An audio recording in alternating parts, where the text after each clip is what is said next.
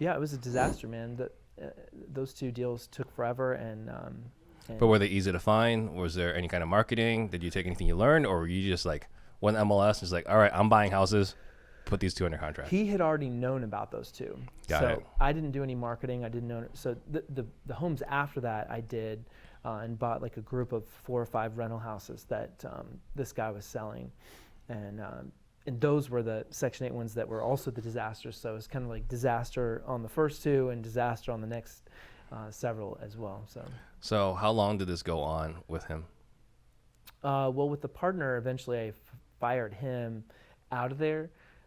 But those houses still, I ended up putting like renters in them, and instead of selling them, and it didn't go well, and I really didn't learn that lesson, honestly, until I was, years later, still owned those homes. I had tried to do like seller finance, and there's issues in selling them, and so I had those up until bankruptcy, and they were a part of that. Okay. So did you have to give them back then? As part of give them back, yeah. So okay. I filed Chapter 7, and I don't remember exactly how many houses there were, but it was about $1 million value at the time of that portfolio. Did you have any equity when you had to do that? I did. Yeah, I did have equity. But Chapter 7, for people who don't know, it's basically you take all your monopoly chips and you put them in. So everything that you have, you have to put it in. So all your assets, all your liabilities, here everything. You go. Yeah, you have to just put them all in. And it's scary too. You sit in front of a trustee who's, their sole job is to try to find out any assets that you have or anything that you have. And it's terrible. So don't do that. Yeah.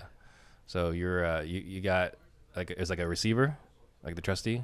Well, the trustee, yeah. So the trustee works with the court, and basically their responsibility is to look at your case and say, okay, well, anything else that you have. And I remember at the time too, because I was playing music still, and I own, a couple guitars, and I'm like, hey, this is still how I make my living. Because at the time I was still doing both of those things. And so, just having terror around this, $1,000 instrument that at the time was, a small fortune for me. So. And you had to give that up too?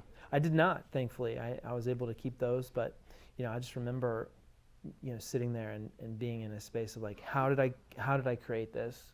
But what are the lessons, like, immediately? What are the lessons I can learn from going through bankruptcy to not ever be here again? So would you say that's the bottom of your journey? There's been some tough times. I think once you scale, like, beyond yourself, there's difficult times, like if you have hiring and firing. But I would say it was like the renaissance to the creation of what I really wanted. Got it.